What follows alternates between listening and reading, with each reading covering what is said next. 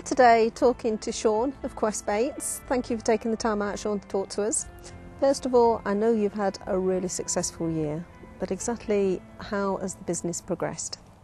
It's been an incredible year. The feedback we're getting on the whole range of baits has just been more than I ever hoped for. All the boilies are working well. We're getting some incredible catch reports.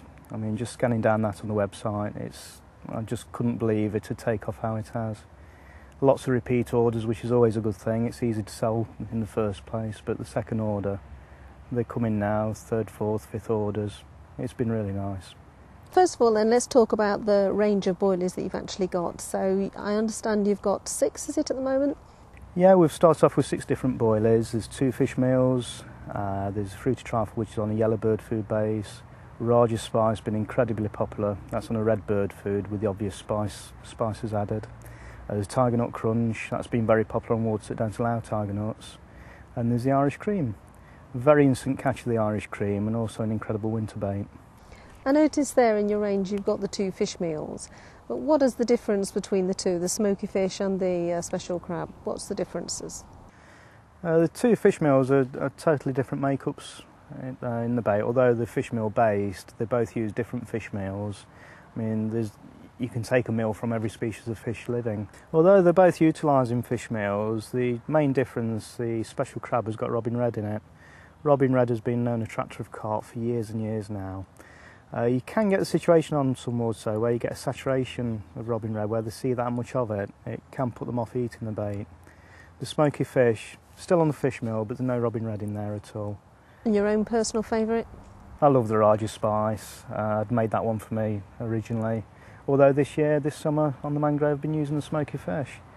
It's been incredible results with that. The very first time I used it on there, I had 5 fish and it's just carried on from there. Got the range there, the range of 6, but which as an angler would I want to use in the winter, which would I use in the summer, and which are all-rounders? What's the difference? That's a good question. That really comes down to what's inside the bait. It's not so much a visual thing looking at a bait. In my experience, the better winter baits are generally highly digestible baits fish pass through them very quickly, and also water-soluble flavours. I'd definitely steer clear of bulk oils. Like I said earlier, they tend to congeal, they clog up in the bait. There's no natural attraction coming away from them. Some of the more synthetic flavours, high leak-off rates, similar to making a dilute drink. As soon as you put the water in there, the flavour, the actual cordial spreads straight through the glass.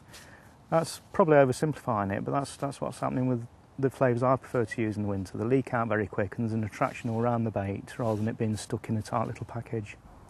It's quite interesting that, but I'm really going to put you on the spot here. Which one do you take with you in the winter? Which is your favourite winter bait?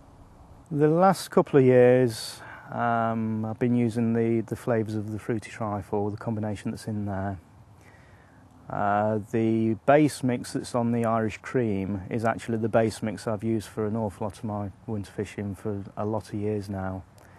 It's a difficult one when we brought the range out. It could have done them all on the same base, but all the baits have got a different base. My preferred winter base ended up with the Irish cream flavour on there, which is a blend of whiskey and cream and a few other bits and bobs.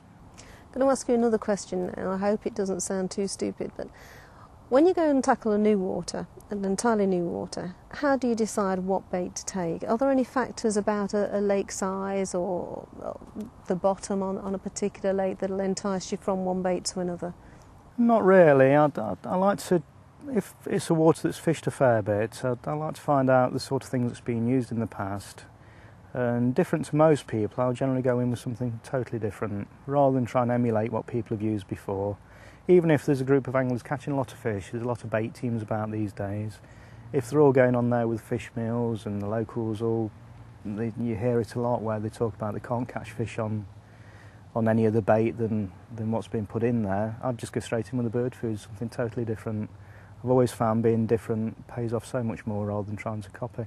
Bottom line then, I'm going to a French water like this. I've got a long journey ahead. I want to order some fresh bait to take with me. Give me some tips and advice on how I can do it.